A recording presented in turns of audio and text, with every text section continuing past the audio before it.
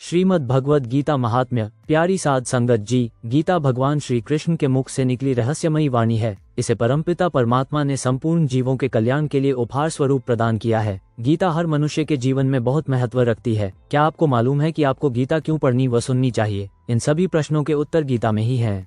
गीता का महात्म्य बताते हुए श्री विष्णु जी कहते हैं, प्रारब्ध को भोगता हुआ जो मनुष्य सदा श्री गीता के अभ्यास में आसक्त हो, वही इस लोक में मुक्त व सुखी होता है तथा कर्म में लेपायमान नहीं होता। जिस प्रकार कमल के पत्ते को जल स्पर्श नहीं करता, उसी प्रकार जो मनुष्य श्री गीता का ध्यान करता है उसे पाप कभी स्पर्श नहीं करते। जहाँ श्री गीता की पुस्तक होती है, जहाँ श्री गीता का पाठ होता है, वहाँ प्रयाग आदि सर्व तीर्थ निवास करते हैं। विष्णु जी कहते हैं, जहाँ श्री गीता का विचार, पठन, पाठन तथा श्रवण होता है, वहाँ मैं अवश्य निवास करता हूँ। मैं श्री गीता के आश्रय में रहता हूँ। श्री गीता मेरा उत्तम घर है। श्री गीता के ज्ञान का आश्रय करके मैं तीनों लोकों का पालन करता हूँ।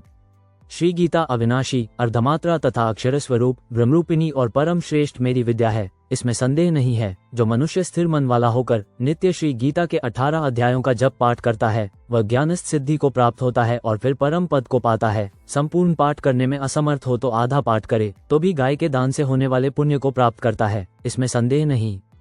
तीसरे भाग का पाठ करे तो गंगा स्नान का फल प्राप्त करता है। छठवें भाग का पाठ करे तो सोमयज्ञ का फल पाता है। जो मनुष्य भक्तियुक्त होकर नित्य एक अध्याय का भी पाठ करता है, वह रुद्रलोक को प्राप्त होता है और वहां शिव जी का गण बनकर चिरकाल तक निवास करता है। जो मनुष्य नित्य एक अध्याय, एक श्लोक अथवा श्लोक के एक चरण का पाठ करता है, वह मनवंतर तक मनुष्यता को प्राप्त करता है। जो मनुष्य गीता के 10, 7, 5, 4, 3, 2, 1 या आधे श्लोक का पाठ करता है, वह अवश्य 10,000 वर्ष तक चंद्रलोक को प्राप्त होता है। गीता के पाठ में लगे हुए मनुष्य की अगर मृत्यु होती है तो वह पुनः मनुष्य जन्म पाता है और वहां गीता का पुनः अभ्यास करके उत्तम मुक्ति को पाता है। गीता ऐसे उच्चार के साथ जो मरता है वह सद्गति को पाता है। गीता का अर्थ सुनने में तत्पर बना हुआ मनुष्य महापापी हो तो भी वह वैकुंठ को प्राप्त होता है और विष्णु जी के साथ आनंद करता है। अनेक कर्म करके नित्य श्री गीता के अर्थ का जो विचार करता है, उसे जीवन मुक्त जानो। मृत्यु के बाद वह परम पद को पाता है। गीता का आश्रय करके जनक आदि कई राजा पाप रहित होकर लोक में यशस्वी बने हैं और परम पद को प्राप्त हुए हैं। श्री गीता का पाठ करके जो महात्म्य का पाठ नहीं करता है, उसका पाठ निष्फल होता है और ऐसे पाठ को श्रमरूप कहा है। इस महात्म्य सहित श्री गीता का जो अभ्यास करता है, वह उसका फल पाता है और दुर्लभ गति को प्राप्त होता है। गीता सर्वशास्त्रमय है, अतः गीता श्रेष्ठ है। जो पुरुष इस पवित्र गीता शास्त्र को सावधान होकर पढ़ता है, वह भय, शोक आदि से रहित होकर श्री विष्णुपद को प्राप्त होता है। जो रात दिन गीता शास्त्र पढ़ते हैं अथवा इसका पाठ करते हैं या सुनते हैं, उन्हें मनुष्य नहीं निःसंदेह देव ही जाने। हर रोज जल से किया हुआ स्नान मनुष्यों का मैल दूर करता है, किंतु गीता रूपी जल में एक बार किया हुआ स्नान भी संसार रूपी मैल का नाश करता है। जो मनुष्य स्वयं गीता शास्त्र का पठन पाठन नहीं जानता है, जिसको उस पर श्रद्धा नहीं है, भावना भी नहीं है, उससे अधिक नीच दूसरा कोई मनुष्य नहीं है, क्योंकि वह गीता को नहीं जानता है। जो गीता के अर्थ का पठन नहीं करता, उसके ज्ञान को, आचार को, व्रत को, चेष्टा को, तप को और यश को धिक्कार है। जो मनुष्य रात दिन सोते चलते बोलते और खड़े रहते हुए गीता का निरंतर अध्ययन करता है, वह सनातन मोक्ष को प्राप्त होता है।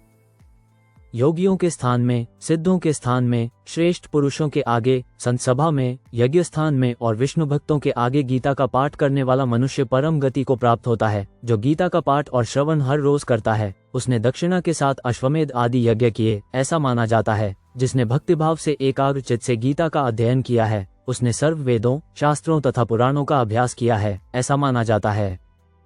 जो मनुष्य स्वयं गीता का अर्थ सुनता है, गाता है और परोपकार हेतु सुनाता है, वह परम पद को प्राप्त होता है। जिस घर में गीता का पूजन होता है, वहाँ आध्यात्मिक, आधिदैविक और आधिभौतिक तीन ताप से उत्पन्न होने वाली पीड़ा तथा व्याधियों का भय नहीं आता। उसको शाप या पाप नहीं लगता, जरा भी दुर्गति नहीं होती और छह शत्रु काम, क्रोध, लोभ, मोह, मद और मत्सर देह में पीड़ा नहीं करते। जहाँ निरंतर गीता का अभिनंदन होता है, वहाँ श्री भगवान परमेश्वर में एकनिष्ठ भक्ति उत्पन्न होती है।